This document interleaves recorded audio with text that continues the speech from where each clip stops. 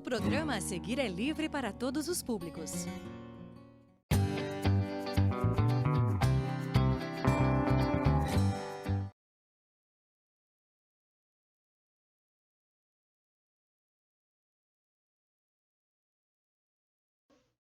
Olá, crianças, tudo bem com vocês? Eu sou a professora Andrieda e estou aqui para conversar com a turma do terceiro ano.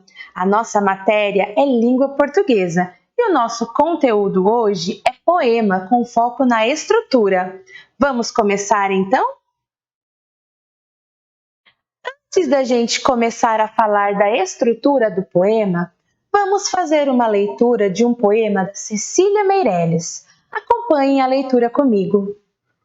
Leilão de jardim. Quem me compra um jardim com flores?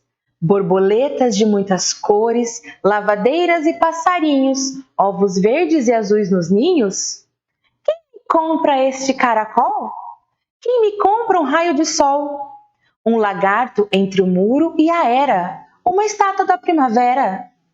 Quem me compra este formigueiro? E este sapo que é jardineiro? E a cigarra e a sua canção? E o grilinho dentro do chão? Este é o meu leilão. Bom, crianças, como vocês podem ver, o poema ele está todo dividido. Ele não está em textos corridos, como a gente costuma ver em contos de fadas, em outros tipos de conto. Ele está dividido em verso e estrofe. Mas, afinal de contas, o que é isso? Verso e estrofe. O verso é cada linha do poema. Então, conforme eu vou lendo, eu vou mudando de linha, eu vou mudando o verso. E a estrofe é o conjunto de versos do poema. Vamos então ver como é que isso funciona no poema? Então, aqui eu peguei o poema que a gente acabou de ler e agora vamos ver onde estão os versos e onde estão as estrofes. Então, essa primeira linha, quem me compra um jardim com flores? Essa linha é um verso do poema, tá certo? E quando eu junto cada 4 linhas, eu tenho uma estrofe. Então, se vocês repararem, aqui eu juntei 1, 2, 3, 4. Tive um espaço e comecei de novo. 1, 2, 3, 4. Outro espaço. Esse espaço está falando para a gente que aqui é uma estrofe, aqui é uma outra e aqui ainda é outra estrofe. Tá certo? Agora nós vamos fazer uma leitura para a gente identificar e contar os versos e as estrofes. Vamos lá? O eco.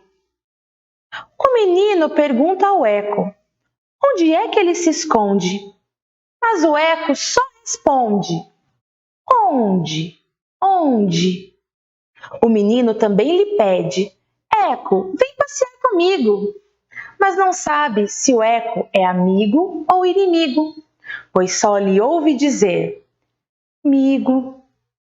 Então aqui nós temos uma outra poesia da Cecília Meirelles e agora a gente vai fazer onde estão os versos e onde estão as estrofes. Lembrando, se o verso é cada linha do poema, então aqui nós temos um verso, outro verso.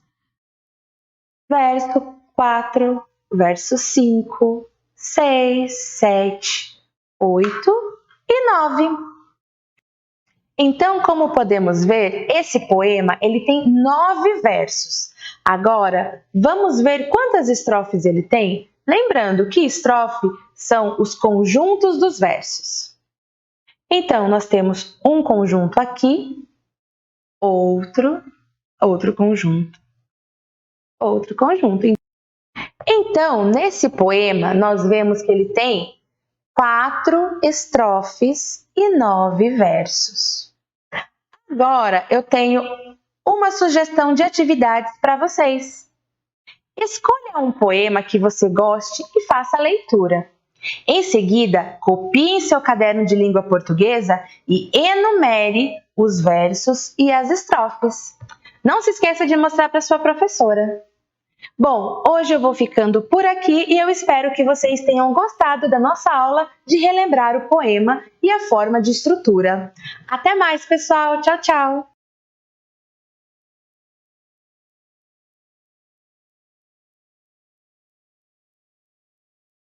Olá, crianças do quarto ano, tudo bem com vocês? Eu sou o professor Alexandre Coa, hoje estou aqui para uma aula de matemática e o tema da nossa aula hoje é medidas de tempo.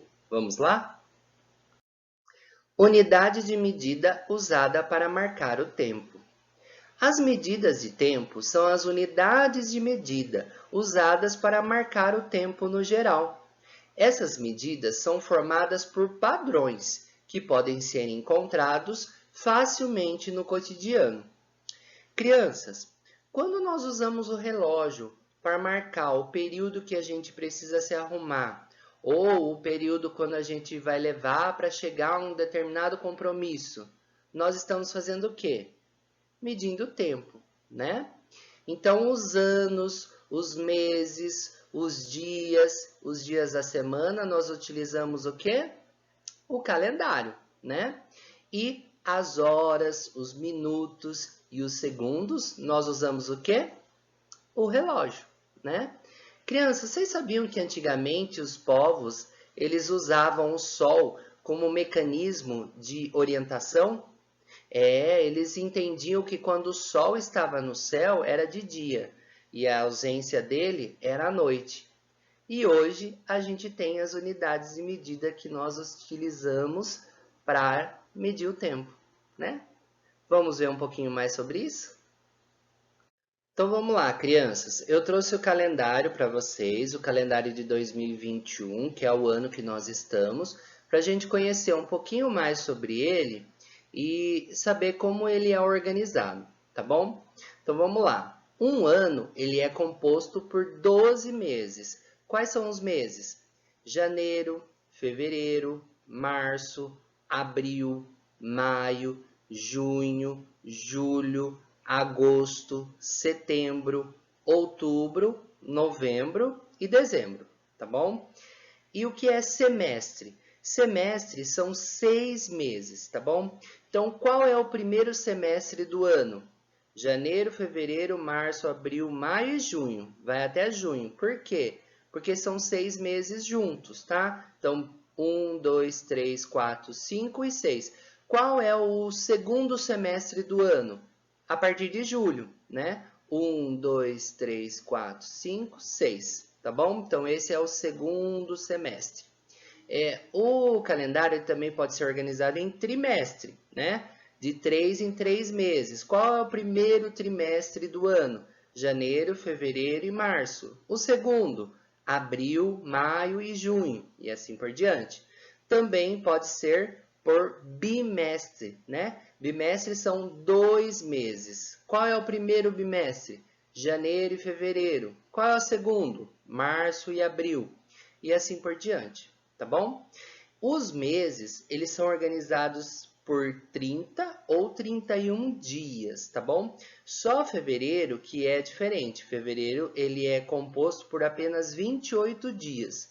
Aí, nos anos bissextos, esse mês ele tem 29 dias, porque é adicionado mais um dia. O ano bissexto, ele acontece de 4 em 4 anos. Nele se adiciona mais um dia no calendário regular, no calendário normal, que deixa de ter os 365 dias no ano, como no normal, e passa a ter 366 dias, tá bom? E aí, ó, olha só, vamos olhar quais os meses, quantos dias tem os meses, ó. Janeiro vai até 31, então janeiro tem 31 dias. Fevereiro é o que eu falei para vocês, né? Esse ano não é um ano bissexto porque tem 28 dias, tá bom? Março vai até 31. Abril tem 30 dias. Maio tem 31. Junho, 30 dias. Julho, 31 dias. Agosto, 31. Setembro, 30. Outubro, 31, novembro, 30 dias e dezembro tem 31, tá bom?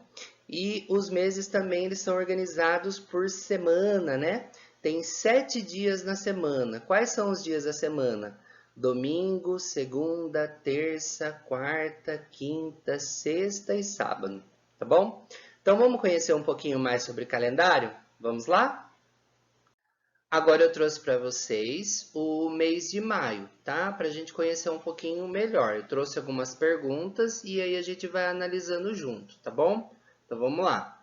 Qual dia da semana começou o mês de maio? Então vamos ver, ó. O mês de maio começou aqui, ó, no dia 1, né? Qual é o dia da semana? O dia da semana é aqui, ó, sábado, tá bom? Então, maio começa no sábado, no dia 1, tá?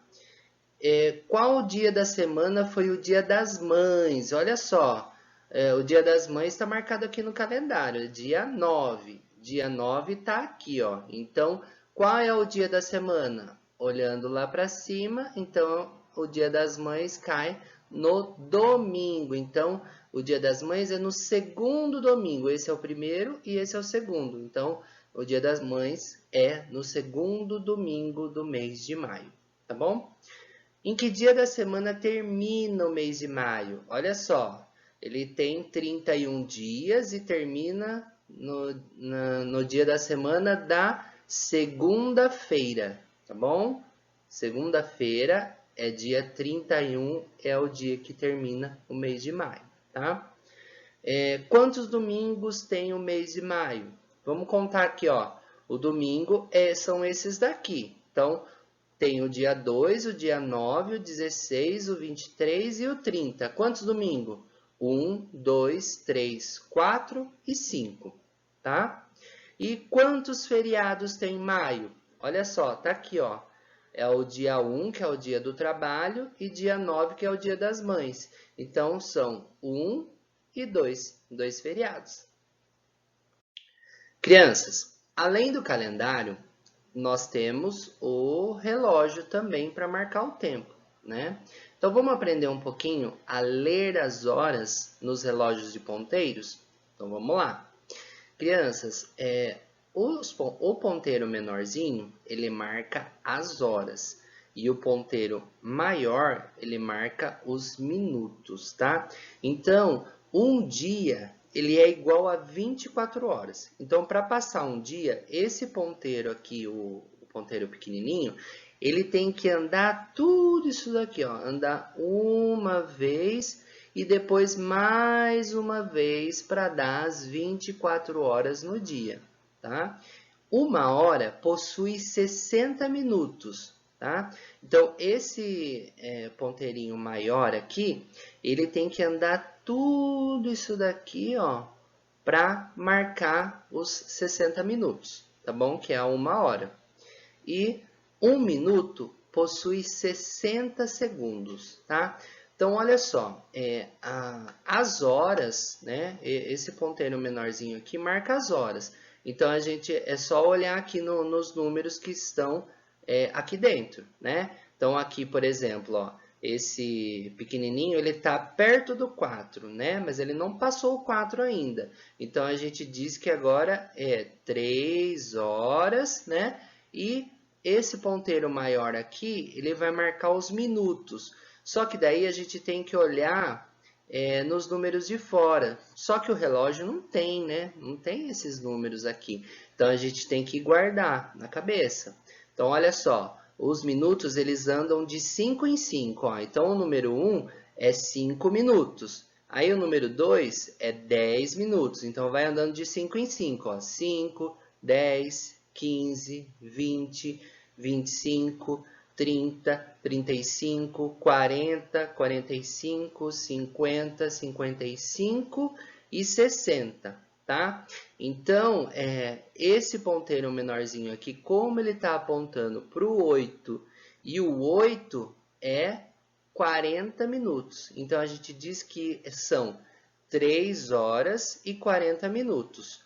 Ou a gente pode dizer também que se for à tarde, aí são 15 horas, tá? Por quê? Porque olha só, quando ele passa uma vez aqui, ó, a gente conta até 12, né? Agora, a partir da tarde, ele vai continuar 12, 13, 14, 15. Então, são 15 horas e 40 minutos, tá? Então, pode ser tanto 3 horas e 40 da manhã ou 15 horas e 40 da tarde, tá ok?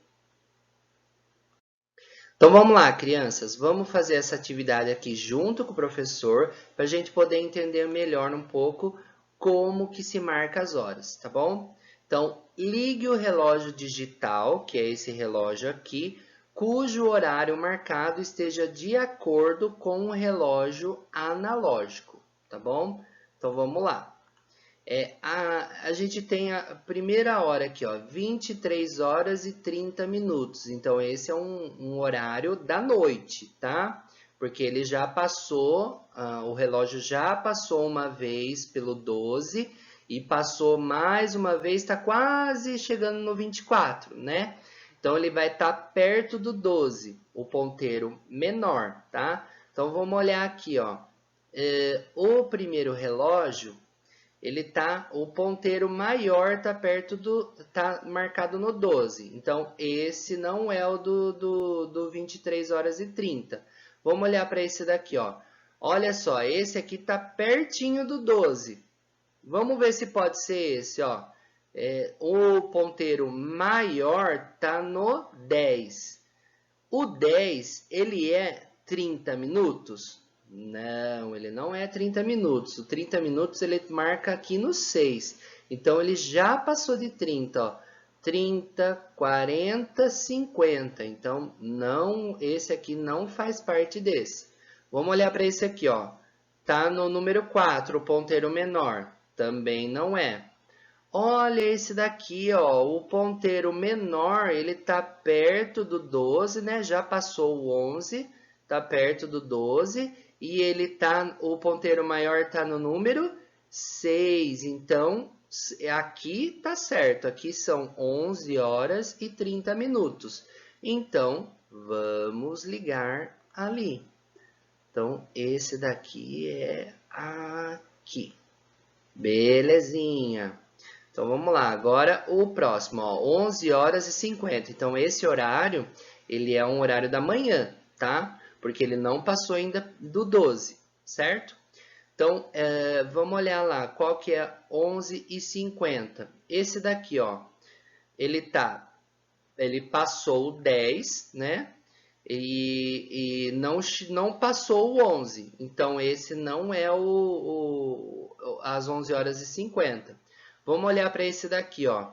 Ah, olha só, ó, esse daqui, o ponteiro menor, ele tá no 11, ó, ele já passou do 11. E o ponteiro maiorzão, ele tá no 50, ó, ele tá aqui no 10. Então, a gente sabe que a partir do 6 é 30. Então, 30, 35, 40, 45, 50. Então, esse aqui tá certo. Então, eu vou marcar aqui, ó. Aí, então vamos lá. Agora o outro. 16 horas e 10. Olha, esse horário já é da tarde, tá? Por quê? Porque ele já passou das 12 horas, tá? Então, 12, 13, 14, 15, 16. Então, o ponteiro menor, ele vai estar no número 4. Vamos olhar aqui, qual que tá o ponteiro está no número 4, ó. Esse aqui está a partir do 10, então esse não pode ser. Esse aqui, ó, olha só, o ponteiro menor ele está no 4. Vamos ver se está certinho os minutos. Os minutos, ó, aqui é 5, 5, 10. Então, esse daqui marca 16 horas e 10. Então, vamos ligar ele aqui. Certinho. Agora vamos ver o outro. Vamos ver o último aqui, ó. Só sobrou esse, então é só ligar, né? Mas vamos ver se tá certinho. Então, aqui tá marcando 10 horas. 10 horas. Então, um ponteiro menor, ele tem que estar no 10. Olha aqui, tá no 10, certinho. E esse daqui está no 12, então o 12 ele marca 0 horas, né? Então tá certinho, são 10 horas. Então vamos marcar aqui, vamos pegar uma outra cor e prontinho, conseguimos. Agora um problema para vocês aprenderem um pouquinho mais. Vamos lá. Paula treina vôlei das 9 às 11 horas da manhã, de segunda a sexta. Quantos minutos ela treina por semana, considerando que tem 2 intervalos de 5 minutos a cada dia de treino, tá? Então, crianças, ó, para a gente saber quantos minutos ela treina, a gente precisa ver quantas horas que ela faz, né? Então, ela faz das 9 às 11 horas, de segunda a sexta, e com 2 intervalos de 5 minutos. Então, vamos pensar, ó, das 9 às 11 horas, quanto dá? Ó, 9, 10, 11. Então, são 2 horas por dia, tá? Quantos dias da semana? Segunda, terça, quarta, quinta e sexta. Então, são 5 dias da semana.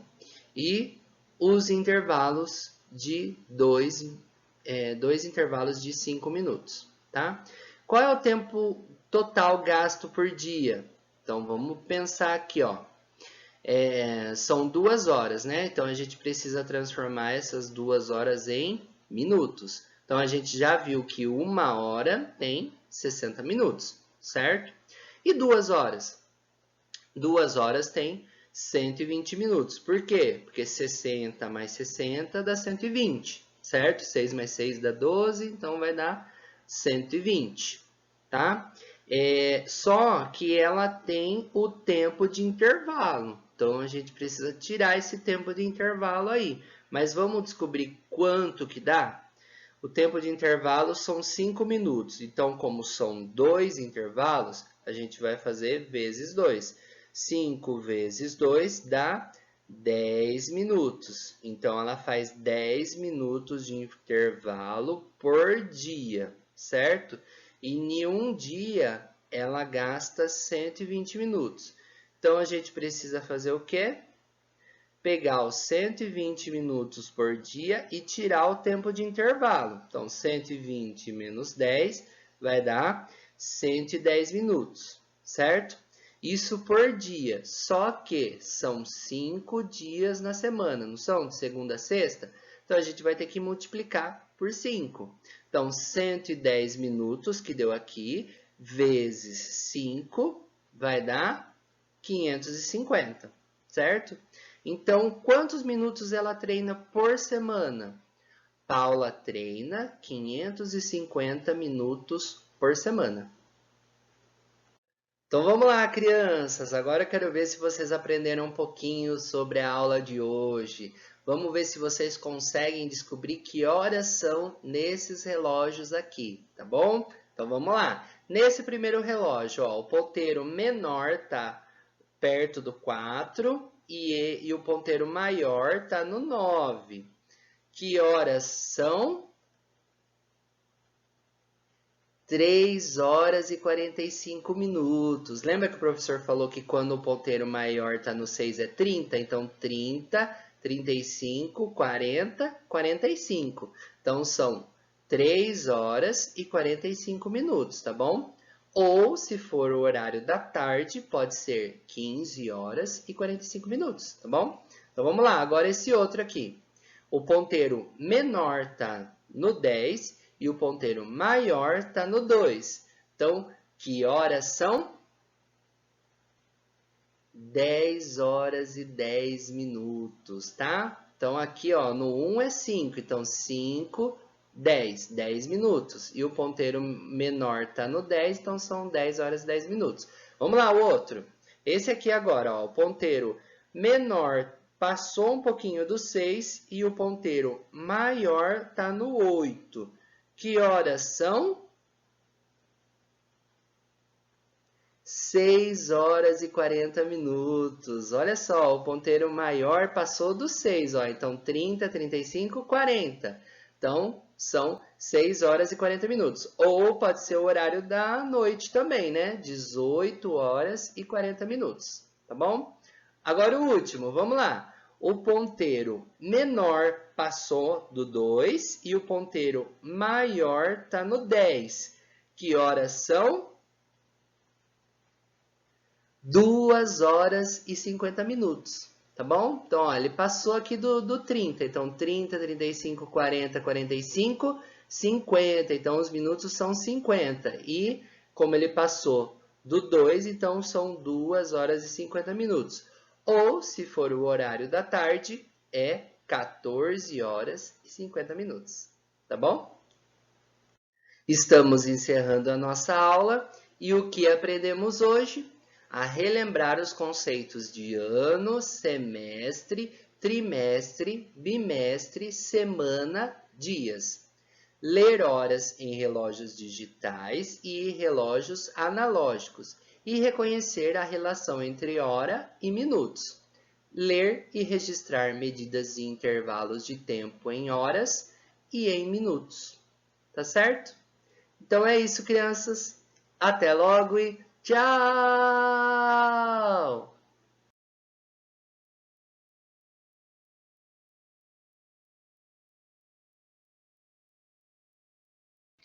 Oi, quinto ano, tudo bem? Vamos para mais uma aula de matemática?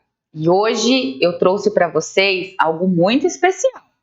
Nosso tema de hoje é números e análise de tabelas. Então, pessoal, para iniciar nossa aula, eu vou já avisar vocês que nós vamos estar utilizando nessa aula o livro Currículo em Ação, livro do EMAI. Olha aqui a capa dele, ó. Eu tenho certeza que você já teve contato com esse livro aí na sua escola. Então, eu escolhi a sequência didática 3 para conversar um pouquinho com vocês. Vamos lá? Qual é o objetivo dessa sequência, pessoal? Retomar as regras do sistema de numeração decimal para leitura, escrita e ordenação de números naturais. E também a resolução de problemas com dados apresentados de maneira organizada por meio de tabelas. Então, embora tenha muita coisa a ser falada, eu trouxe um resumo aqui que pode te ajudar na resolução dessa sequência 3 do livro do EMAI. Vamos juntos, então. Números por todos os lados. Pessoal, eu trouxe aqui uma manchete para vocês estarem verificando nessa manchete a utilização dos números. Então, eu tenho aqui, o número 6,9, né? A gente pode falar informalmente, né? Dessa maneira. Mais de 6,9 milhões de vacinas Covid-19 são distribuídas para todo o Brasil a partir desse sábado, 1º de maio. Olha só, pessoal, antes da gente ir para a próxima manchete, dá uma olhada aqui nesse número, 6,9 milhões. Esse número aqui, pessoal, ele é um número que ele está escrito de uma maneira muito comum nos jornais, nas notícias. Eles trazem esse tipo de escrita.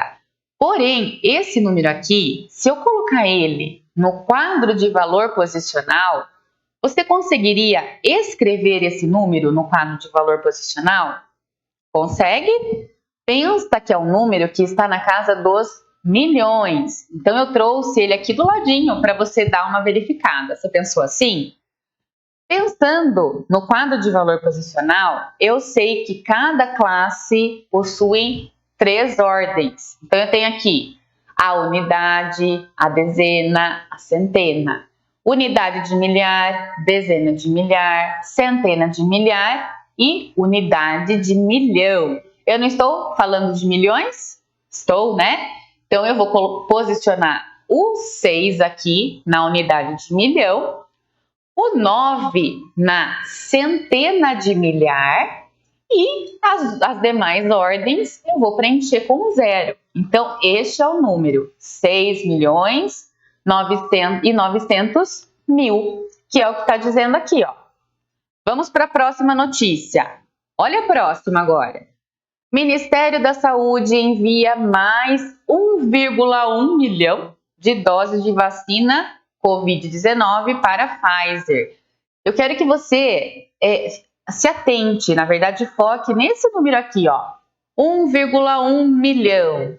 É uma maneira informal, né, de ler esse número aqui. Se fosse para escrever esse número, você conseguiria escrever ele? Se você já consegue organizar o quadro de valor posicional aqui na sua mente, a escrita do número fica muito mais fácil. Olha ele aí do ladinho também, ó. Ele está ocupando, na verdade, aqui, ó, 1, 2, 3, 4, 5, 6, 7 ordens. A 7ª ordem é a unidade de milhão. Então, eu vou posicionar o 1 aqui, porque estou falando de milhões, tá? Vou posicionar o outro 1 aqui, na centena de milhar, e as demais ordens eu vou preencher com o 0. Então, eu tenho aqui 1.100.000 doses de vacina da Covid-19 da Pfizer. Olha uma outra informação também, pessoal. Nós temos aqui alguns dados que eles já estão desatualizados, é claro, que eu tirei desse site aqui, ó, tá? E esses dados, eles estão mostrando pra gente os números de maneira organizada. E aqui eu consigo visualizar bem cada ordem, cada classe numérica, sem estar no quadro de valor posicional. Então, se fosse para fazer a leitura desse primeiro número aqui, pensando, né, no quadro de valor posicional aqui, que já tem que estar registrado na sua mente, como que você faria a leitura desse número? Olha aqui, ó, 75.594.692. Olha o número que está ao lado, 46.875.460. Então, para fazer a leitura escrita de número, o quadro de valor posicional tem que estar aí na ponta da língua, tá? Ele é um grande facilitador e vai ajudar muito a gente. Continuando a nossa aula, que vai falar de números grandes, eu trouxe uma pergunta para vocês. Você conhece a sua cidade? Então, olha lá, pessoal. Nós moramos no município de Piracicaba.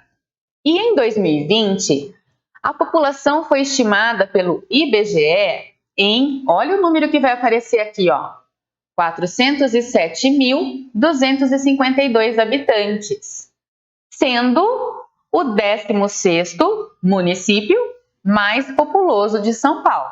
Então, nós estamos aí, ó, com 407.252 habitantes. É um número grande, não é mesmo? Olha aqui a informação para vocês. Para realizar leituras de números grandes, precisamos do auxílio do quadro de valor posicional, que é a dica que eu dei para vocês anteriormente.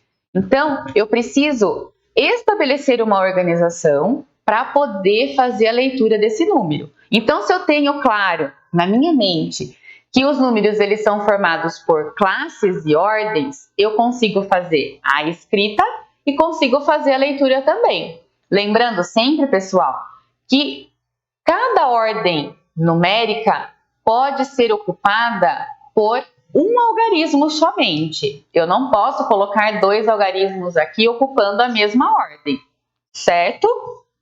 Continuando, pessoal. Olha o quadro de valor posicional aí, que eu estou falando com vocês. Então, eu tenho aqui a classe das unidades simples, a segunda classe é a classe dos milhares e a terceira é a classe dos milhões.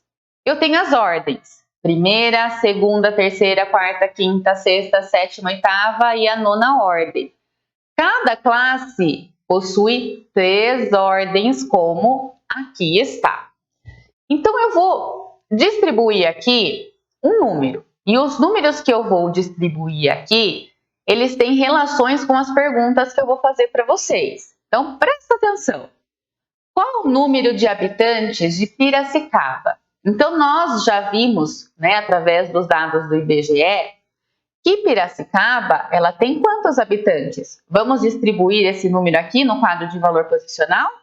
Ó, distribuir ele aqui. 407 mil, porque está na classe dos milhares, 252 habitantes. Como que eu faço a leitura desse número? Se eu compreender as classes e ordens, vai ficar super fácil de fazer a leitura, ó. 407.252. E agora, pessoal? Qual o número de habitantes do Brasil, do nosso país? Você sabe? Eu trouxe agora o contrário. Eu trouxe a escrita do número e nós vamos ter que posicionar esse número aqui no quadro de valor posicional. Como que vai ficar? Olha só, eu preciso que você organize o número 207.660.929. É o número de habitantes do nosso país. Então, olha só como eu vou preencher. 207 milhões está ocupando que classe do valor, né, do quadro de ordens? E aí, pessoal? Eu tenho a primeira classe, que são as unidades simples. A segunda classe, que são os milhares.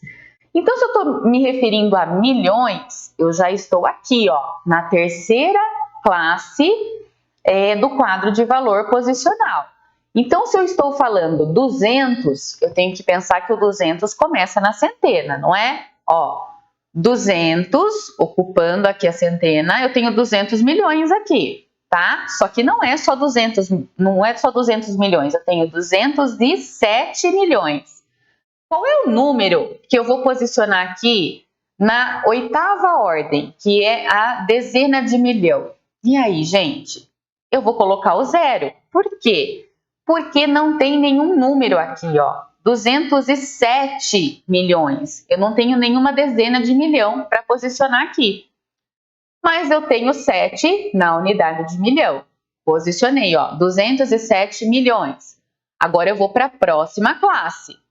660 mil, ó, 660 mil na classe dos milhares. 929. 929. Posicionei aqui. Deu para entender? Então, olha como o quadro de valor posicional é importante. Tem mais um exemplo aqui, ó. Eu quero saber agora qual o número de habitantes do estado de São Paulo. Então, nós vimos o número de habitantes da nossa cidade, do nosso país. Agora, eu quero saber o número de habitantes do nosso estado. Só que eu trouxe aqui o movimento inverso. Eu trouxe a escrita, né, do número aqui, a escrita por extenso, que é a maneira como a gente lê o número, e eu quero que vocês posicionem esse número aqui na tabela. Então, vamos lá. 45 milhões. Se é milhões, eu tenho que começar aqui da classe dos milhões. Ó, 45. Será que vai aparecer algum número aqui na centena? 45 é um número que ocupa a ordem da dezena e da unidade, não é?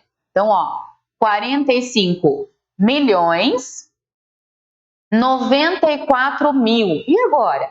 Vai ter número aqui na centena de milhar? Não, porque 94 mil é um número que ocupa a ordem da dezena e da unidade, ó. 94.866. 866. Compreenderam? Muito bom.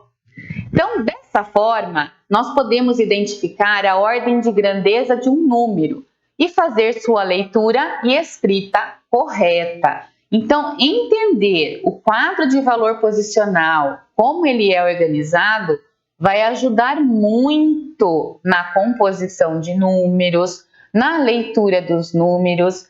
Por isso, é muito importante que você estude isso na sua casa, porque vai te ajudar para a vida, tá? Como vocês observaram, em notícias nós vamos nos deparar com números grandes, em situações de estatísticas que nós precisamos fazer leituras, vocês vão se deparar com números grandes, então é muito importante organizar esse quadro aí na sua mente. Análise de números em tabelas. Então, eu trouxe para vocês aqui uma tabela, inclusive uma tabela que está lá no livro do EMAI, tá? Então, vamos analisar essa tabela. A cidade de São Paulo é muito populosa e possui mais habitantes do que vários estados do Brasil. De acordo com as estimativas apresentadas pelo IBGE, para o ano de 2017, São Paulo teria, olha agora o número que vai aparecer aqui, ó. Vamos fazer a leitura? A primeira classe no quadro de valor posicional é ocupada pelas unidades simples. A segunda classe aqui, ó, com 3 ordens, é a classe dos milhares. A terceira ordem é a classe dos milhões. Então, qual é o número? Eu tenho aqui 12.106.920. Então, vamos observar a tabela. Esse é o número de habitantes da cidade de São Paulo. Mas eu trouxe aqui outras cidades de outros estados e o número aqui da população de cada uma dessas cidades, tá? Vamos ler? Apucarana, a cidade de Apucarana, ela possui 132.691 habitantes. Bom Jesus da Lapa, vamos fazer a leitura. 70.618 habitantes. Niterói, 499.028 habitantes. Palmas, 286.787. Parintins, 113.832. Aí eu trouxe algumas questões para vocês. Na letra A, localize na tabela as cidades com maior e menor população. Pessoal, para eu identificar qual é a maior quantidade ou o maior número nessa tabela, eu preciso verificar a ordem desses números. Então, eu vou começar aqui pelo menor número. Vamos lá? O menor número que está aqui, eu já sei que é 70.618. Por quê? Porque ele é um número que está ocupando somente a dezena de milhar aqui. Vocês estão reparando que os demais números já estão ocupando a ordem das centenas de milhar? Então, eu já sei que esse é o menor número, tá? E o maior número? O maior número seria esse aqui, ó, que eu já marquei para vocês. Por quê? Porque se eu for verificar os demais números, todos eles estão ocupando a centena de milhar. Porém, o maior que está ocupando a ordem das centenas de milhar é esse daqui, ó, o 4. Olha o próximo, é 1.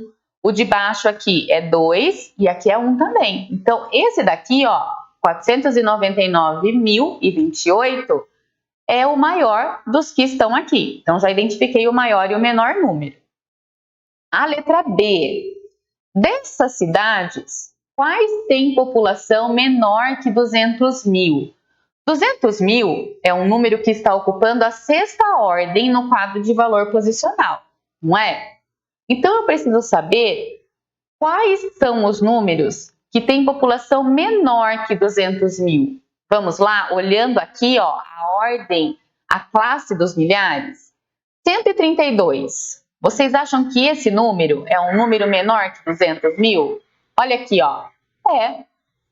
O número 70 mil. O 70, pessoal, é menor que 200? É menor, tá? Também vou marcar ele. Agora, olha aqui, ó. 499 mil. É um número menor que 200 mil? Não, ele é maior. Então, esse eu não vou marcar. Olha de baixo, ó. 286 mil. É um número maior ou menor que 200 mil? É maior. Então, esse daqui eu também não vou marcar. Olha aqui o próximo. 113 mil. É um número menor que 200 mil? É menor. Então, esse eu vou marcar também, tá? A letra C. Se adicionarmos as populações de Niterói e Apucarana, quantos serão os habitantes? Então, se a gente adicionar o número de habitantes de Apucarana e de Niterói, quantos habitantes essas cidades terão juntas? Esse valor é maior que o número de habitantes da cidade de São Paulo? Para saber isso, pessoal, eu preciso fazer uma conta, não é? Olha a conta aí, ó. Eu coloquei já o número de habitantes de Niterói e o número de habitantes de Apucarana aqui para fazer essa soma. Pensando sempre numa organização, posicionei o número maior em cima e o menor embaixo. E aí eu vou realizar a soma. Mas que conta enorme! Mas é possível, já organizei número, cada um aqui abaixo na sua ordem. Então vamos lá. 8 mais 1, 9. 9 mais 2 eu sei que é 11. Vou colocar 1 da unidade aqui e subir a dezena. 1 mais 3, 7. 9 mais 2 vai dar 11, subo 1. 9 mais 1, 10.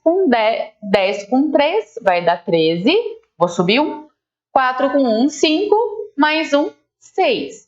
Então, as duas cidades juntas, elas vão somar 631.719 habitantes.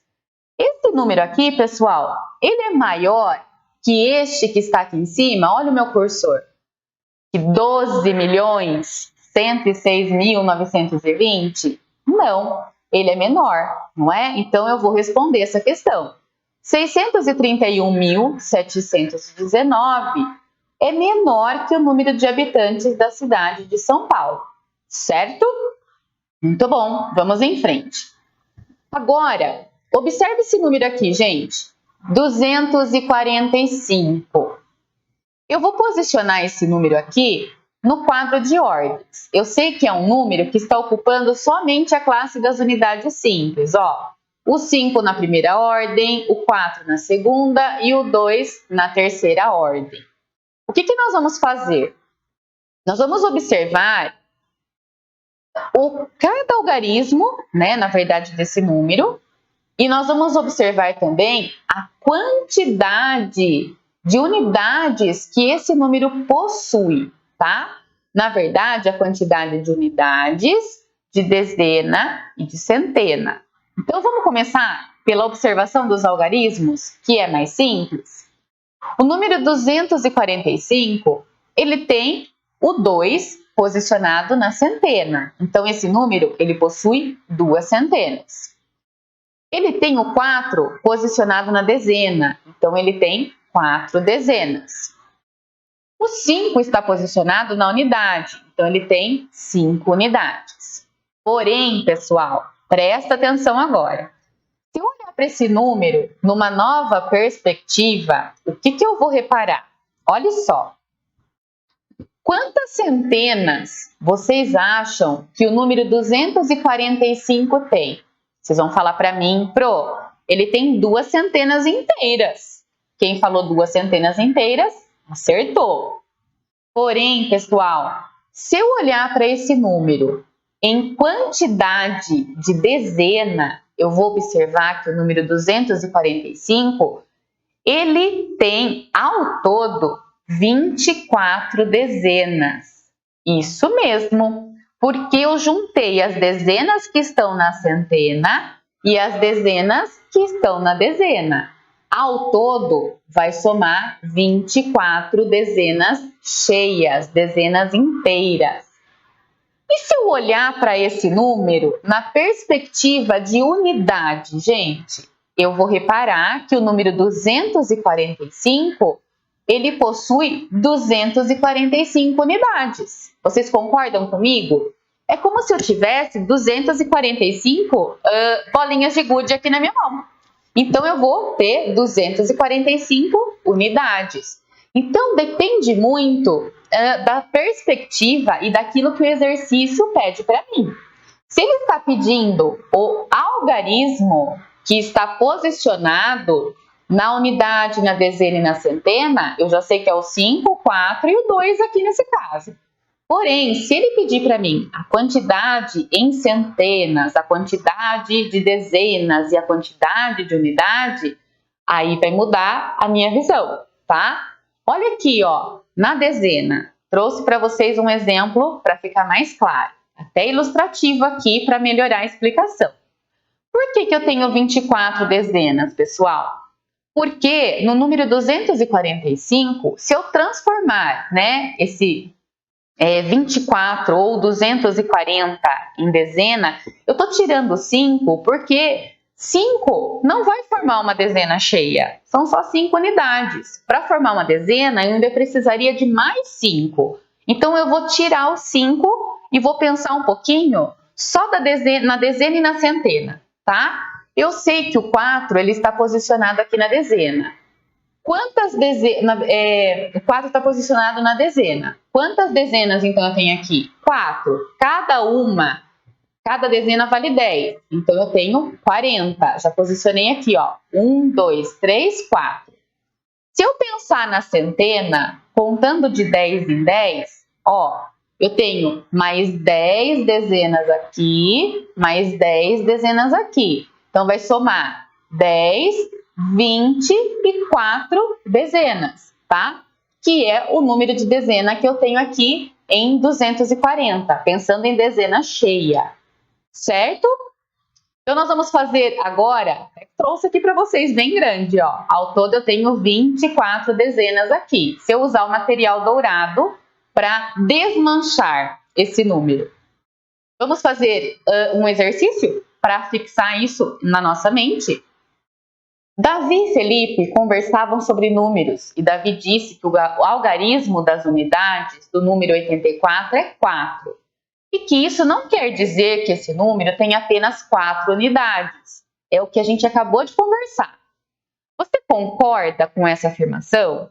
Se eu olhar para o número 84 e perguntar para vocês a quantidade de unidades que eu tenho nesse número, eu não tenho só 4, gente. Ao todo, eu tenho quantas unidades aí? Pensa um pouquinho. Então, você concorda com o Davi? Esse número, ele não tem somente 4 unidades. Quantas unidades, então, tem o número 84? 84 unidades. Eu estou pensando no número na sua totalidade. Aí, nós vamos continuar esse exercício. Felipe disse que no número 745, o algarismo das unidades é 5 e que possui 745 unidades. Também comentou que o algarismo das dezenas é 4, porém o número 745 não possui somente 4 dezenas, mas 74 dezenas. Você concorda com essa afirmação? Sim, também.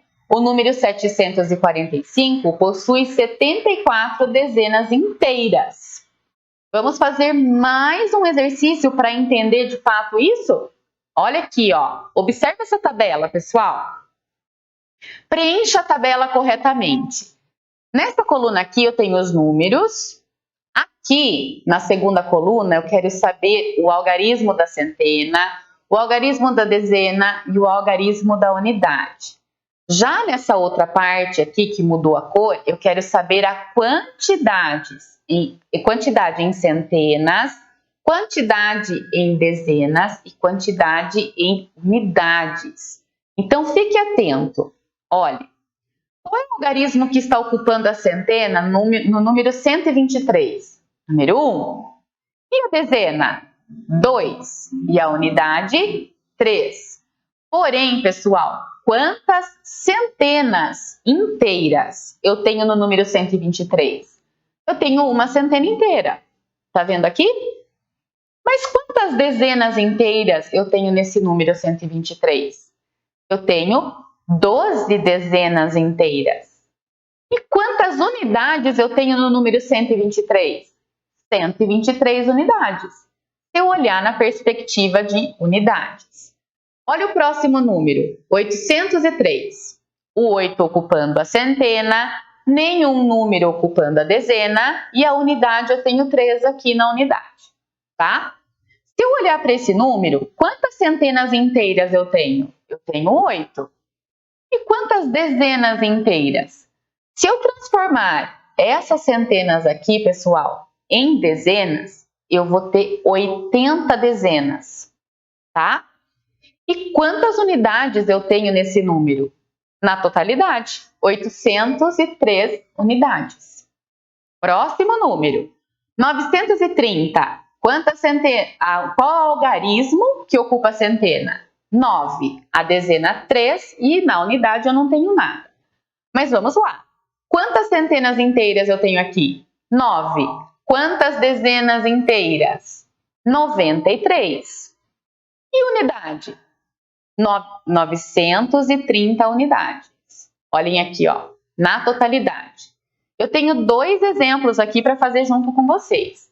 Então, vamos começar pelos algarismos. O número 471. O 4 ocupa a centena, o 7 a dezena e o 1 a unidade. Olhando em quantidade, quantas centenas possui esse número? 4 centenas cheias. Quantas dezenas possui esse número? Você já sabe responder? Vamos ver se você acertou? Você falou 47? Você acertou, muito bem. Por quê? Se eu transformar as centenas em dezenas e juntar com o número que já está posicionado aqui na dezena, eu vou totalizar 47 dezenas. E quantas unidades tem esse número, pessoal? Ao todo, tem 471 unidades. E esse próximo? Eu tenho aqui o 908. O 9 ocupando a centena, nada na dezena e o 8 na unidade. Aí, pessoal, pensando em quantidade, quantas centenas eu tenho aqui? 9 centenas. Quantas dezenas? 90 dezenas. E quantas unidades? Eu tenho 908 unidades. Certo? Vocês estão vendo que a tabela aqui tem 2 linhas? Eu vou deixar para que você continue preenchendo. Então, você vai pensar num número aqui de 3 ordens, em outro número aqui de 3 ordens, e vai preencher essa tabela aqui, continuando o seu exercício. Boa sorte para você! E o que nós aprendemos hoje, pessoal? Nós vimos no livro do EMAI a sequência didática 3. Vocês vão reparar que eu fiz algumas alterações aí nos exercícios para não influenciar a resposta de vocês, não é mesmo? Mas se vocês seguirem a explicação, vai dar tudo certo. Nós identificamos os números nos textos jornalísticos, fizemos leitura e escrita de números no quadro de valor posicional, analisamos os números nas tabelas e exploramos as quantidades de unidade, dezenas e centenas em alguns números. Certinho? Qual é a dica da Pro de hoje? Organização, rotina de estudo e dedicação. Se você tiver esses 3 ingredientes aí com você, com certeza você terá muito sucesso. Eu fico por aqui, até o nosso próximo encontro. Tchauzinho!